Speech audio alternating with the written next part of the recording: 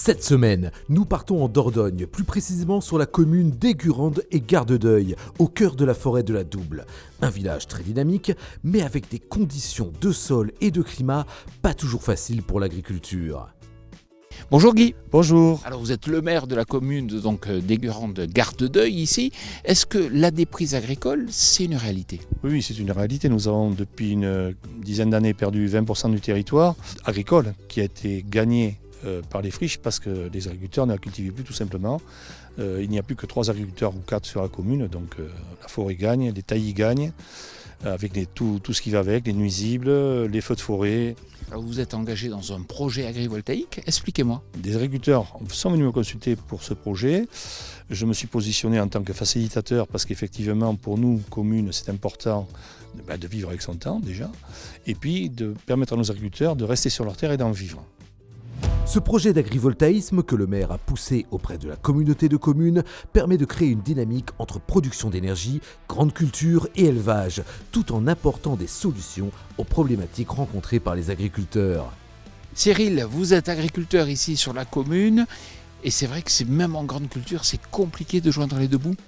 Oui, c'est une particularité un peu de la forêt de la Double. On a des terres battantes, hydromorphes. On est un secteur qui commence à avoir un petit peu d'ambroisie.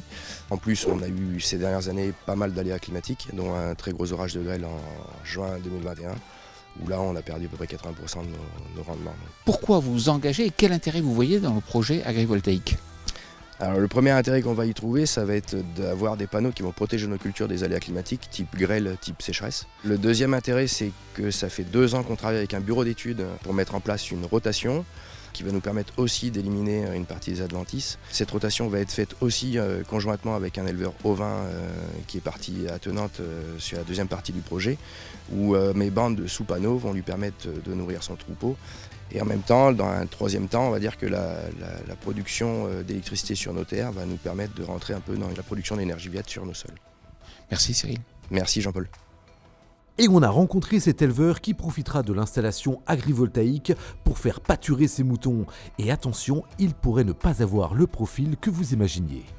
Bonjour Maxime. Bonjour. Alors moi je découvre un super atelier de volailles de qualité. Oui, donc je suis éleveur de volailles de chair en bio sur la commune de Saint-Christophe de Double, commune voisine du projet.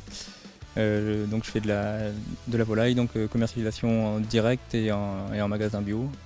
Et en volume à peu près 200 volailles par semaine. Et bientôt un atelier au vin. Avec le collectif, donc je vais mettre en place un atelier au vin, ce qui va pouvoir répondre à ma passion de la manipulation des brebis. Et donc l'agrivoltaïsme, ça apporte du foncier sans contrainte et ça apporte aussi du bien-être aux animaux par l'ombrage.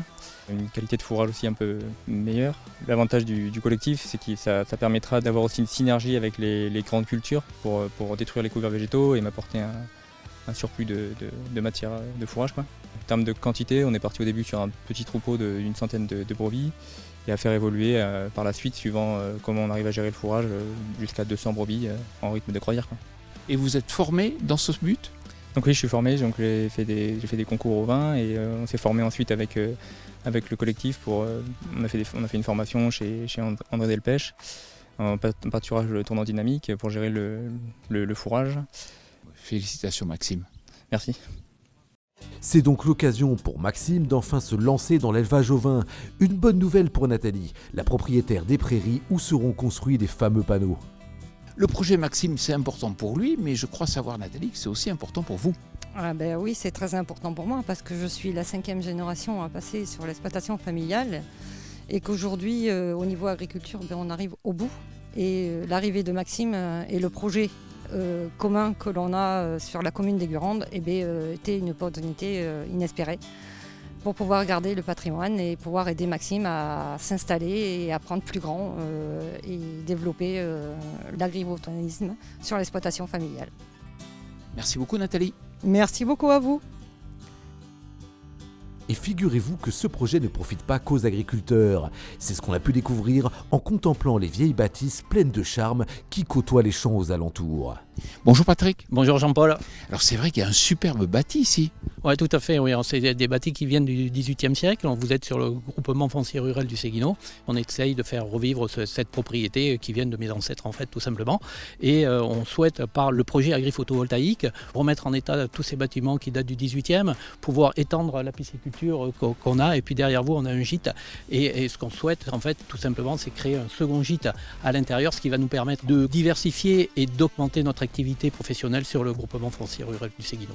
Patrick, c'est des beaux projets, mais pour que ça réussisse, il faut qu'il y ait de la concertation. La concertation, elle a été demandée par les habitants et la collectivité en fait. On a organisé une concertation de réunion de concertation en mairie pour rencontrer les associations, les habitants, les élus, les collectivités, toutes les collectivités du secteur en fait. Ça a débouché concrètement sur l'installation des haies, sur un belvédère pour expliquer ce qu'est l'agri-photovoltaïque et puis sur la valorisation également du chemin de randonnée où on va faire un chemin pédagogique. Donc concrètement, je dirais que c'est un super projet collectif qui a été mené en fait en collaboration avec tous les habitants de la commune. Bravo en tout cas. Eh bien, écoutez, merci Jean-Paul et puis à bientôt.